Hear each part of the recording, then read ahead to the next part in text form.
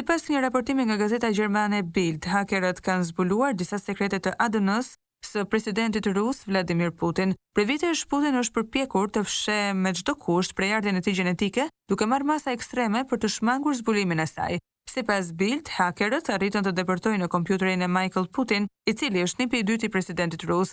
Nga të dhënat e zbuluara, rezulton se Putin dhe nipi i tij ndajnë të njëjtin haplogrup Y, i cili trashëgohet në linjën mashkullore. Me habitshmja e këtij zbulimi është se Putin është pjesë e haplogrupit EV13, një grup gjenetik i rrallë në Rusi, por shumë i zakonshëm në Ballkan. Sipas të dhënave, ky grup gjenetik është më i përhapur në Kosovë, ku e mbartin rreth 30% e popullsisë, ndërsa në të gjithë rajonin e Ballkanit kjo përqindje është rreth 15%. Në Rusi, ndërkohë, kjo shifër bie nën 5%. Ky zbulim mund të shpjegojë paranojën e vazhdueshme të Putinit për të fshehur prejardhjen e tij. Ai njihet për shmangjen e kontaktit fizik me njerëz dhe për përdorimin ekskluziv të fixhanëve dhe gotave personale, të cilët i mban nën kontroll të rrept. Madje raportohet se që nga viti 2017 ai ka agent të posaçëm që mbledhin mbetjet e tij trupore gjatë udhëtimeve jashtë vendit për të cilë përsëri në Rusi dhe për t'i zgjesuar.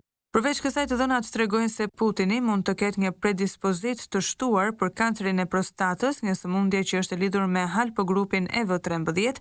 Një tjetër fakt i çuditshëm që Bild vë në dukje është se edhe Adolf Hitleri ishte mbartës i të njëjtit haplogrup EV13 sipas një raportimi të Daily Mail në vitin 2010. Ky fakt mund të jetë një tjetër arsye pse Putin është kaq i kujdesshëm për të fshehur informacionet mbi prejardhjen e tij. Ky zbulim hedh një dritë të re mbi misterin që e ka shoqëruar prejardhjen e presidentit rus, duke ngritur pyetje të reja mbi identitetin dhe trashëgiminë e tij gjenetike.